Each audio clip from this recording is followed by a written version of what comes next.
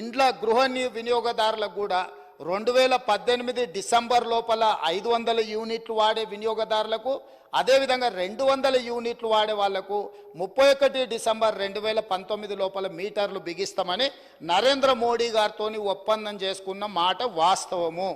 ఈ అధికారిక రికార్డులను తమరి ద్వారా అబద్ధాలు సభను తప్పుదోవ పట్టించిన హరీష్ రావు గారికి నేను ఇస్తున్నా. అదేవిధంగా వారు మాట్లాడిన అబద్ధాలు అన్నిటిని కూడా రికార్డులను తొలగించి ఆ రికార్డులను సవరించాల్సిందిగా తమరికి విజ్ఞప్తి చేస్తున్నాను అధ్యక్ష. తమరి ద్వారా వారికి రికార్డు నేను ఇవ్వదలుచుకున్నా. ఎందుకంటే ఆ కాగితాలు ఎక్కడున్నాయో మాకేం తెలుసు, మీరేంది అని. అందుకే అధ్యక్ష, మా వెంకటరెడ్డి గారు ఒక మాట చెప్పారు, వారికి హాఫ్ నాలెడ్జ్ అని. వారికేమో హాఫ్ నాలెడ్జు, పెద్దానికేమో ఫుల్ నాలెడ్జు. ఇక మేము ఏం చేస్తాం అధ్యక్ష? కాబట్టి అందుకే సభలో వాస్తవాలు మాట్లాడితే బాగుంటుంది అధ్యక్ష. ఒక రాజు ఉంటాడు, ఆయన ఒకటే కన్ను ఉంటుంది పాపం, ఆయన మనసులో బాధ ఉంటుంది. ఒక కన్ను ఉన్నమాట వాస్తవం అగవైకల్యం ఉంది పాపం, ఏం చేయాలి, భగవంతుడు అంతే ఇచ్చాడు, ఆయనకు బాధ ఉంటుంది. కానీ అందరూ ఏం చెప్తారు, ఈ కవి కూడా ఏదో చిన్న బాధ ఉంటుంది. అరే నువ్వు రాజుగారి దగ్గర మంచి బహుమానం పొందాను అంటే జర పొగడాలరా భయ్, నేను ఒక కన్ను కాలిపోయింది కానీ అట్లా అయినా పొగడాలరా భయ్, ఎట్లనే చేసి నువ్వు పొగుడు, ఆయన సంతోషపెట్టు, నువ్వు సంతోషపెడితే నీకు మంచి లాభం జరుగుతుంది అని చెప్తారు అధ్యక్ష. అప్పుడు ఆయన మజబూరిగా పాపం ఏం చేయాలి, ఆయనకు అవసరం ఉంది కాబట్టి ఇష్టం మనసులో లేకపోయినా చెప్తాడు, అన్నాతి గూడి హరుడవు, అన్నాతిని గూడనప్పుడు అసుర గురుండవు, అన్నా తిరుమల రాయ కన్నొక్కడే లేదు కానీ కౌరవపతివే. అంటే అన్నాతి అంటే వైఫ్ అధ్యక్ష, ధర్మపత్ని. మీ యొక్క భార్యతో ఉన్నప్పుడు నువ్వు తక్కువ మనిషి వారు, మనకేం తక్కువ, ఒక కన్నా ఎందుకు రద్దు పడతావు, నువ్వు ఒకటి ఉంటున్నది కానీ నీ భార్యతో కూర్చున్నప్పుడు నువ్వు హరుడు అంటే శివునికి 3 కళ్ళు అవుతున్నాయి, మీ ఆమె 2 నీది ఒకటి కలిస్తే 3 కళ్ళు, కాబట్టి నువ్వు శివునికి సమానం. తక్కువ నువ్వెందుకు తక్కువ అవుతావా, నాకు కానే కావు, నువ్వు కన్ను లేదని అసలు ఫికరే చేయకు నువ్వు అన్నట్టుగా. అన్నాతి గూడి హరుడు అంటే నీ భార్య నువ్వు ఉన్నప్పుడు ఆమె 2 నీది ఒకటి కలిస్తే 3 కలిస్తే శివుని నువ్వు. అన్నాతిని గూడన్నప్పుడు అసుర గురుండవు, అసురులు అంటే రాక్షసులు అధ్యక్ష. వాళ్ళకి ఫేమస్ గురువు ఉంటాడు శుక్రాచార్యుడు అని చెప్పి, ఆయన చాలా ఫేమస్, టెర్రర్, భయపడతారు అందరూ. ఇక్కడ గురువే రాక్షసులకు కాబట్టి ఆయన కన్ను తెరిస్తే బాగుండదని ఆ శుక్రాచార్యుడితో కూడా పంచాయతీ పెట్టుకోరు, కాబట్టి ఆయన కూడా పెద్ద ఫేమస్ మనిషి. ఆయనను గూడనప్పుడు నువ్వు అసుర గురుడు అంటే ఒకటే కన్ను ఉంటుంది కాబట్టి ఆ శుక్రాచార్య వారికి ఒకటే కన్ను ఉంటుంది అధ్యక్ష. అప్పుడు కూడా నువ్వు శుక్రాచార్యని అంత రోనివి, అది కూడా లేదనుకో ఇక ఏం చెప్తాడు, కన్నొక్కడి లేకపోతే అన్నా తిరుమల రాయ కన్నొక్కడి లేకపోతే ఉర్రొక్కడి దిగినా మంచిదే, కానీ అది కూడా లేకపోతే తక్కువనా, అది కూడా కౌరవపతి అంటే కౌరవపతి ధృతరాష్ట్రుడు అధ్యక్షుడు 2 గంటలు లేకపోతే ఈంత పోయినా కూడా బాధలేదు. ఈ మోడీ గారికి చెప్పేవాళ్ళు కూడా కాసారి కొద్దిగా మంచిగా చేయాలి, కొద్దిగా బాగు చేయాలని చెప్పకుండా బాగుంది బాగుంది బాగుంది యాందాగా చెప్తారు, ఆఖరికైనా మాజీ ప్రధాని దగ్గర చెప్తారు. మనకేం తక్కువ సార్, తప్ప దిగిపోతే కూడా మాజీ ప్రధాని ఉంటావు నువ్వు, ఇక తక్కువ ఉంది మనకు. అక్కడ దాకా నేను చూసి దాని మీద స్పందిస్తా అధ్యక్ష. ప్రజలకైతే తెలుసు కదా అధ్యక్ష, ఈ రాష్ట్రంలో ఏ వ్యవసాయ బావి దగ్గరనైనా ఏ రైతు కన్నా మా ప్రభుత్వం మీటర్ పెట్టిందా అధ్యక్ష? మీటర్లు పెట్టినామా అధ్యక్ష? ఇవాళ ముఖ్యమంత్రి గారు నిజంగా మేము 30,000 కోట్ల అప్పు తెచ్చే అవకాశం ఉన్నా తేలేదు అని నేను చెప్పాను. 30,000 కోట్ల అప్పు మేము తెచ్చామా 0.5 FRBM చెప్పమనండి.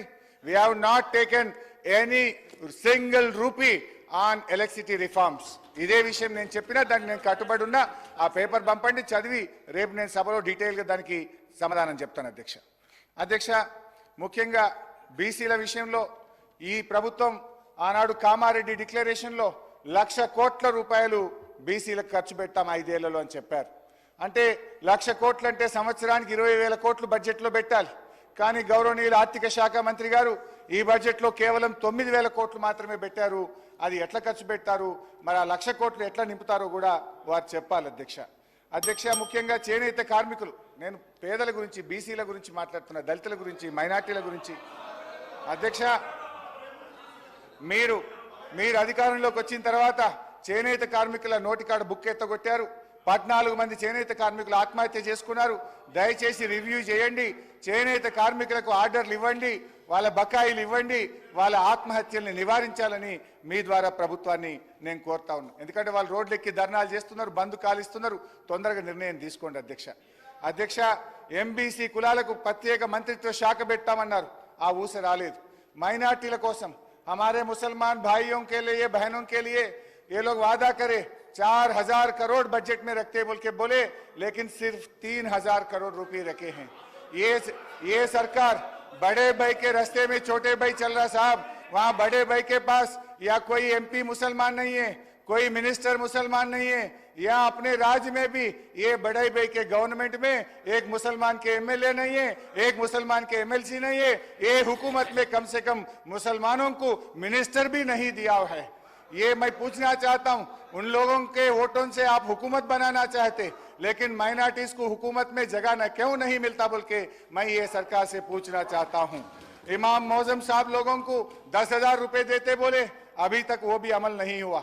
माइनॉरिटी सब प्लान के लिए 1000 करोड़ रुपए देते बोले, वो भी बजट में नहीं दिया हुआ है। సో మైనార్టీలకు దయచేసి న్యాయం చేయాలని చెప్పి కూడా నేను కోరుతా ఉన్నా అధ్యక్ష.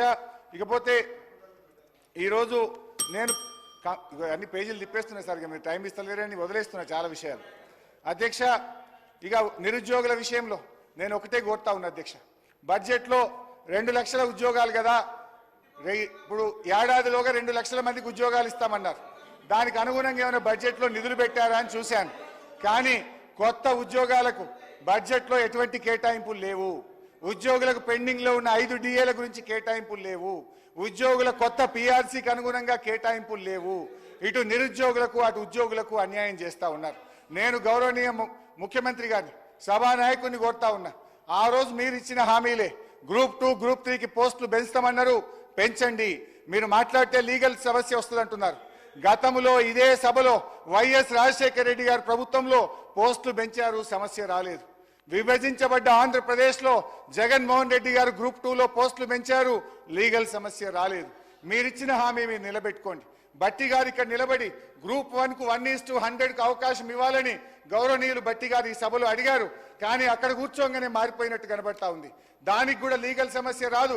గతంలో వైఎస్ రాజశేఖర రెడ్డి గారు 1:100 చేశారు, ఎటువంటి లీగల్ సమస్య లేకుండా ఆ అవకాశం ఇవ్వడం జరిగింది.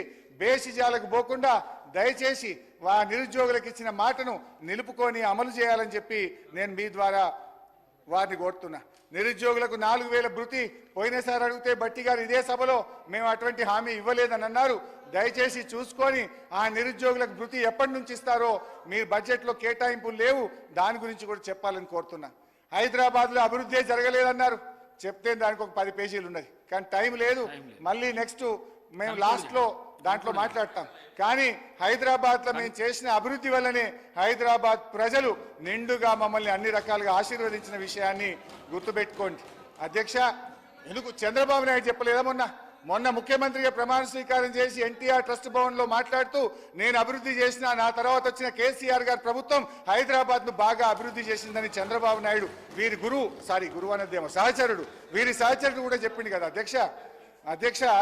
ఇకపోతే 8 నెలల కాంగ్రెస్ పాలన చూసిన తర్వాత ఒకటి అనిపించింది అధ్యక్ష, నమ్మి నానబోస్తే పుచ్చి బుర్రలైనట్లున్నది అధ్యక్ష వీళ్ళ పాలన.